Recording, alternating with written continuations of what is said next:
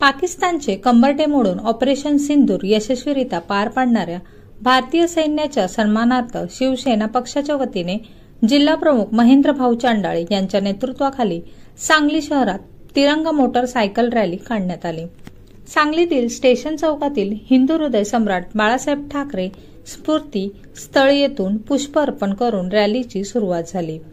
राम मंदिर मार्गे पंचमुखी मारुती रोड मार्गे मारुती चौक येथे शिवतीर्थ छत्रपती शिवाजी महाराजांना पुष्पहार अर्पण करून राजवाडा चौक पटेल चौक येथून गणपती या मार्गाने रॅली काढण्यात आली। यावेळी जिल्हाप्रमुख महेंद्र भाऊ चांडाळे, रावसाहेब घेवारे, संजय विभूते, माधवराव गाडगीळ, हरिदास लेंगरे, समीर भैया लालबेग, संदीप ताटे, किरण राजपूत, सूरज काचलीकर, रुक्मिणीताई अंबिगिरे, ऋषिकेश पाटील, गजानन मोरे, प्रकाश मगर, स्वप्नील मस्कर, मोहसिन मुल्ला, अविराज पवार आदी उपस्थित होते।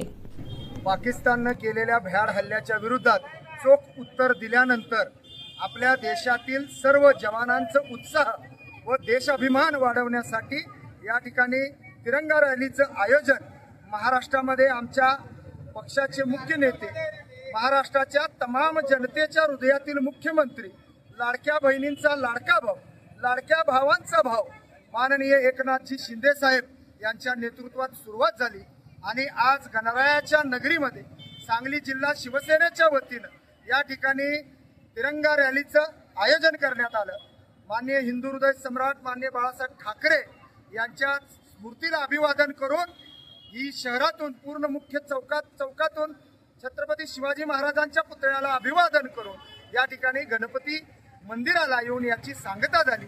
गणरायाच्या चरणी या ठिकाणी सर्व शिवसैनिकांनी प्रार्थना केली की पाकिस्ताननं पुन्हा असा आमच्यावर भ्याड हल्ला करू नये आणि जर केला तर पाकिस्तान ह्या जगाच्या नकाशात दिसणार नाही अशी कारवाई हा आमचा हिंदुस्थान व आमचा महायुती सरकार करेल अशी प्रार्थना करून तमाम जवानांना या ठिकाणी शक्ती देव अशी नतमस्तक होऊन प्रार्थना केली आणि खऱ्या अर्थानं या देशाचं नेतृत्व योग्य हातात आहे याचा आम्हाला सार्थ अभिमान आहे।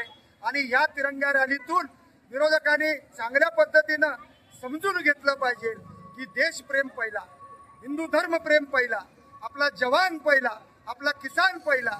त्यामुळं इथून पुढे सगळ्यांनी एकत्रित येऊन आपल्या देशासाठी काम केलं पाहिजे। भारत सूली के उस पार खड़ी है, माँ ने हमें बुलाया है।